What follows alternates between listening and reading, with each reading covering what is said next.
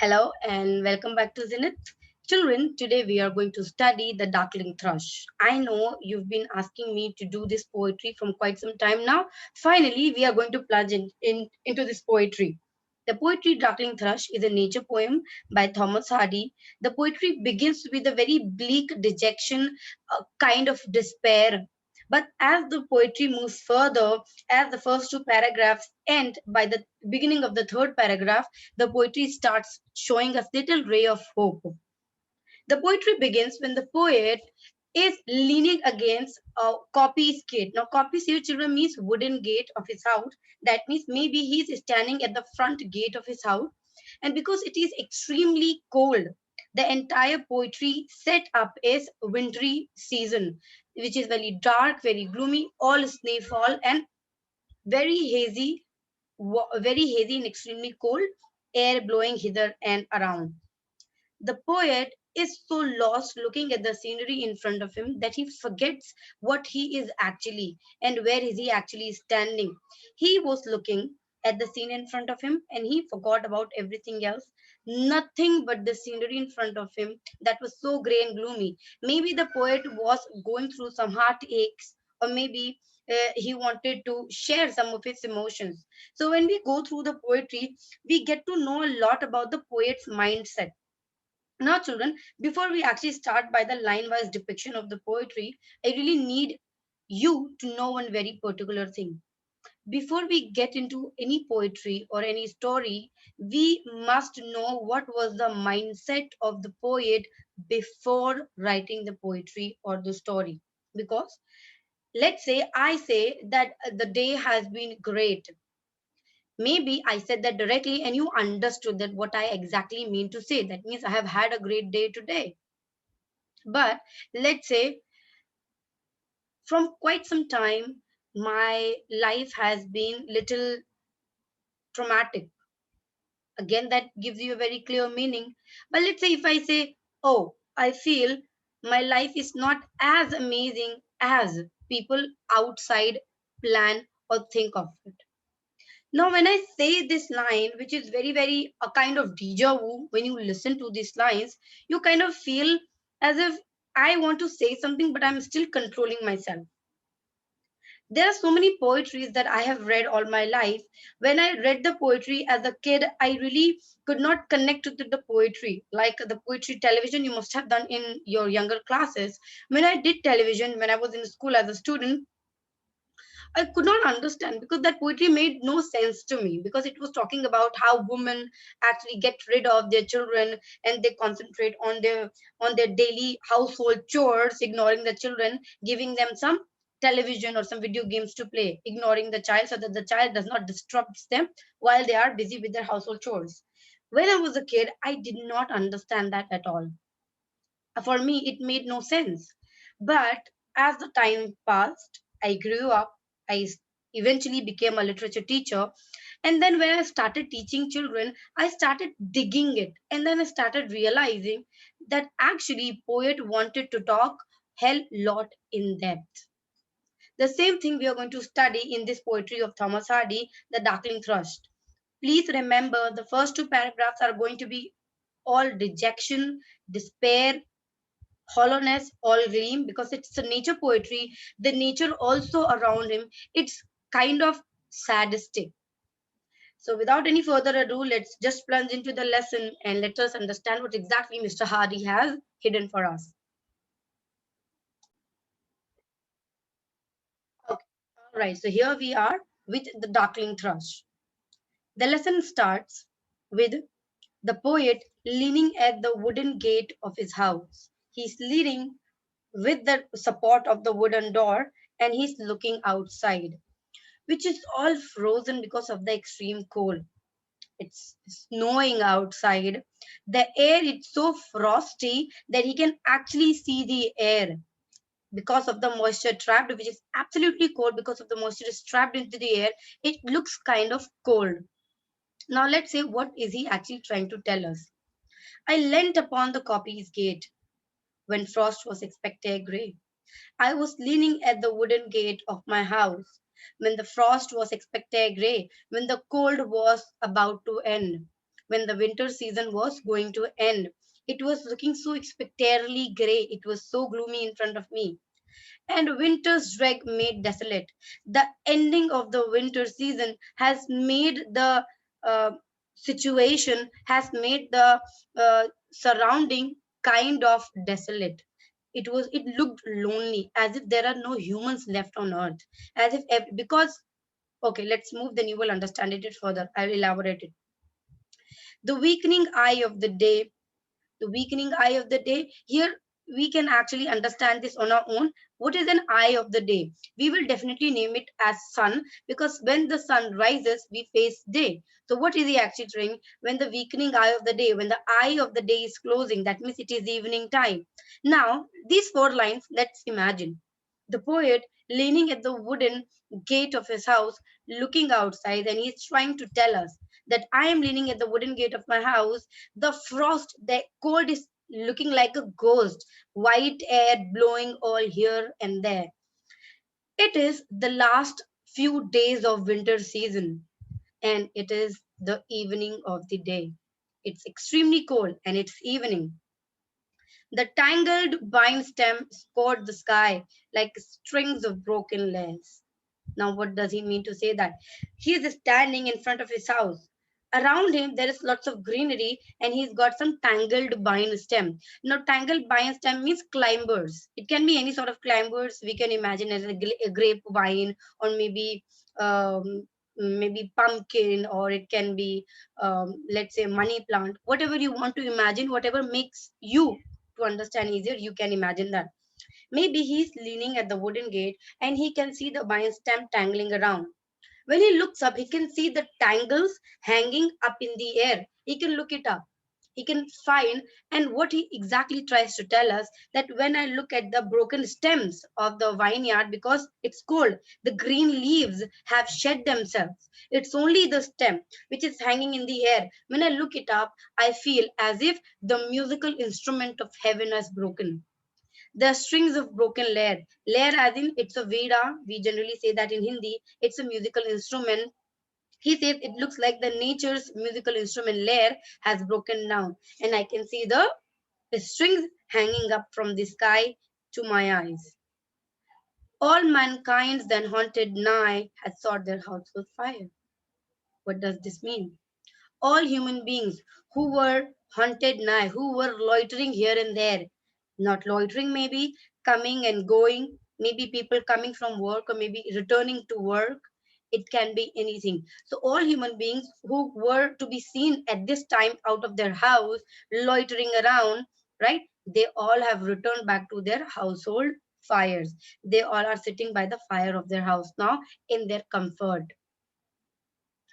Here, the first paragraph ends. Moving to the next paragraph, I hope now you all can actually connect to the mindset of the poet, what exactly he is trying to convey. Now, this paragraph has taught us that he was really sad or maybe depressed for something. Now, I'll tell you in the end what exactly made him so sad and depressed. The land's sharp features seemed to be centuries' corpse outlined. When I see the sharp outline, the frozen land in front of me that resembles as the corpse of the century. Now, because this poetry was penned at the end of the 19th century, the poet was into a belief that by the end of the 19th century, the world will come to an end. So he thought that this scenario in front of my house is looking like a corpse because it is going to be the end of this 19th century, and by the end of the 19th century it will be the corpse of the entire humanity. Right, he script the cloudy canopy. Now when I say crypt, children, I really want you all to know what exactly is a crypt. You must have seen graves. If not in person, you must have seen that in pictures or maybe in movies or somewhere, that a grave has got something kept at the header, a huge stone on which the person who is dead, his name is written, the year when he was born, and the year which he breathed last. It's mentioned. So what exactly he's comparing the crypt? He sees the cloudy canopy. He sees that everything is such neffy, it's so frozen and blocked that when he looks up in the sky, he resembles that maybe these connected clouds, these Nephi clouds are nothing but the crypt. So now what we understood, he's comparing the land which is all protruded because of the constant snowfall is the corpse of the century, and the crypt becomes the cloud which is so connected, which is so intense. The wind his death lament, and the wind which is so strongly blowing that he can actually listen the sound of, he says that maybe this wind is singing the death lament, the death song. The ancient pearls of germ and birth was shrunken, hard, and dry. Now, this line is very, very essential to understand children, because I often find my children very, very confused with these two lines. Now, what exactly this means. The ancient pearls of germ and birth, the ancient procedure of conceiving a child and delivering a child has shrunken. In easier words, the birth ratio has decreased to almost nil. What made him believe so?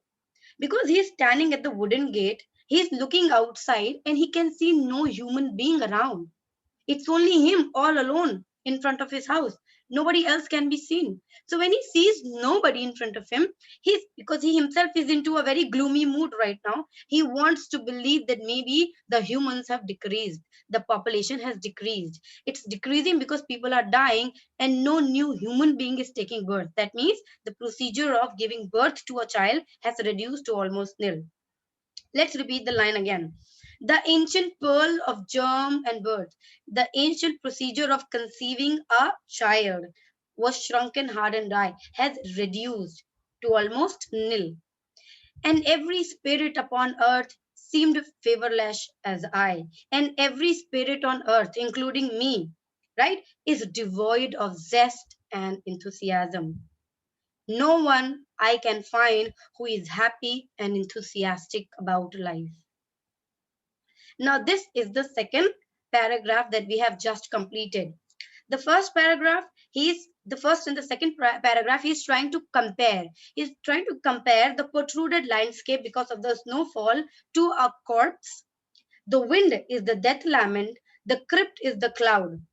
And we always know what literature has taught us in depth is all flow of emotion. And that also makes us realize that music is a very important part of life. Everyone loves music. Doesn't matter what is my genre of music and what's yours genre.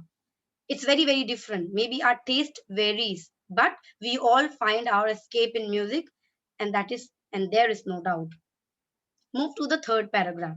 Now, the next paragraph we are going to do is going to throw a little ray of hope on the poet. Maybe now he will realize that maybe life is not as bad as he think it is. At once a voice arose among the bleak twigs overhead. All of a sudden, when he was so lost into his broken thoughts, also great thoughts, he heard some voice coming from the bleak twigs overhead. The bleak twigs means the dark twigs on the top of him. In a full hearted even song of joy illimited. The sound was full of love, full of enthusiasm, and full of zest. Of joy illimited. That means unlimited joy in that sound. That means the song was full of happiness. The song was full of happiness and positivity about life. And when he heard the song, he really wanted to find out where is this music coming from. And now the next line will give the answer to this question. An aged thrush, an old bird, frail, gaunt and small, a fragile, lean, weak bird was sitting at the bleak twigs overhead, was sitting on one of the branches overhead, which was looking so dark, maybe because of the late sunset. In blast beruffled plume, the bird had puffed its feathers, right? In extreme seasons, in extreme cold children, any animal which has got fur, right? They fluff their wings, they fluff their feathers in order to trap the air inside their wings, inside their feathers, so their body temperature can actually heat the warmth and they can feel a little warmer. We human beings having no feathers, having no excess of hair on our body, we find our comfort into quilts and maybe jackets and all. But these animals, they cannot find all these things. God has created them. The nature has blessed them with this, that they can fluff themselves up and trap the air inside them, and their body temperature will warm the air which is trapped, and they will find their own comfort into it. So let's skip that. That was an extra information. Moving to the next portion we are doing. Has chosen thus to fling its toll upon the glowing gloom. Now this beruffled bird has chosen to sing its soul out, has decided to be happy in this moment, to be enthusiastic into this moment upon the growing gloom. For the poet, the day is growing gloomier with every passing moment. But for the bird has initiated to sing a happy song in order to change the gloomy thing, in order to change the gray spectre around. That means the bird is giving a sort of message to the people around, especially the poet. The last paragraph. So little cause of caroling of such ecstatic sound. When I heard that sound, I was confused. There was no reason for such ecstatic sound. There was no reason to sing this beautiful song. Why was this bird singing this song? What made the bird sing this song? What exactly it is? I can find no reason to cherish the moment. How come this tiny little life is happy and singing this song? Was written on terrestrial thing, afar or nigh around? I really want to find out. Where is she getting this message? Is it written quite far that I can't see? Or is it written anywhere around me? Where is this message? Where she can exactly find this message? I don't know. I really need to know. I really need to find out. I really need to dig it out. If this tiny little life is stuck into the life threatening time, life threatening moment, sitting on a bleak twig into this extreme cold, might not be able to survive the morning, might not be able to protect its house, the little nest. Yet the bird chose to sing. Then that I could think there trembled through his happy good night air. And now I think I really need to find it's trembling somewhere into the night air. I really need to find out. I really need to find out where can I find my peace and my happiness. If this little life can sing such statistically, why can't I? I must think of some reason, some blessed hope whereof you knew which I was unaware. Maybe this little bird is aware of some blessed hope, which maybe I am unaware of. Maybe this little life knows something that I am absolutely clueless of. But I really need to dig it out and know the meaning. This poem is